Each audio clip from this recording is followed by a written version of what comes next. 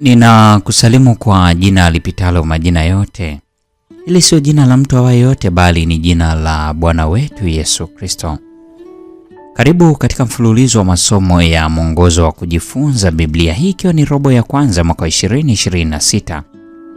Leo ni Februari 17, mada ikisema kichwa cha mwili, yaani kanisa. Hii ni siku ya Jumanne. Soma Waefeso sura ile ya kwanza ya 22 na Wakolosai sura ya pili ya 10. Je, kichwa kinamaanisha nini katika vifungu hivi? Paulo anamaanisha nini anapomwita Yesu kichwa cha kanisa? Waefeso sura ya 5 ya 23. Ni kawaida kuzungumzia kichwa kwa maana ya kisitiari, kurejelea nafasi ya uongozi, kama inavyoonyeshwa katika lugha nyingine kote ulimwenguni. Tunapata matumizi kama hayo katika Agano la Kale na Jipya. Angalia jinsi neno kichwa linavyotumika katika aya zifuatazo. 1. Kutoka 18 aya 25. Musa alichagua watu wenye uwezo katika Israeli yote, akawaweka wawe vichwa juu ya watu, wakuu wa 1000 na wakuu wa 100 na wakuu wa 50 na wakuu wa 10.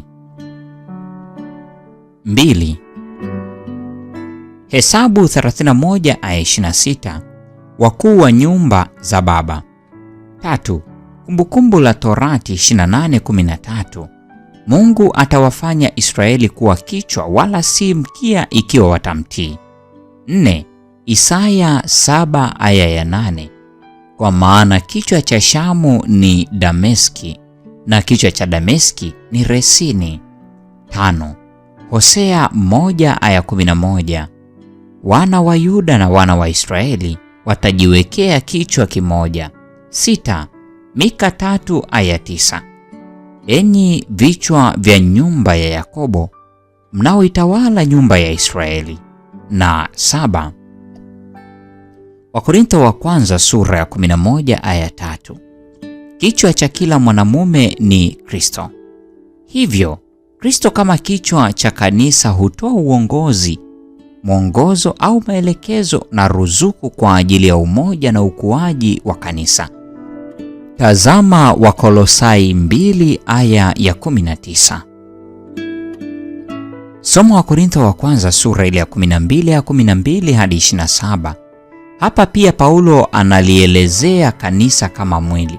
Ni vipengele gani vingine vya kanisa vinavyowasilishwa kwa stiari hii? Kama vile mwili usivyoweza kuishi bila kichwa, wakati sehemu ya mwili inapopotea au kujeruhiwa, maisha yanaweza kuwa magumu zaidi.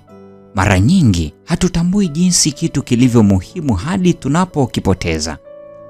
Ikiwa ungelazimika kutoa kiungo au jicho, ungechagua nini?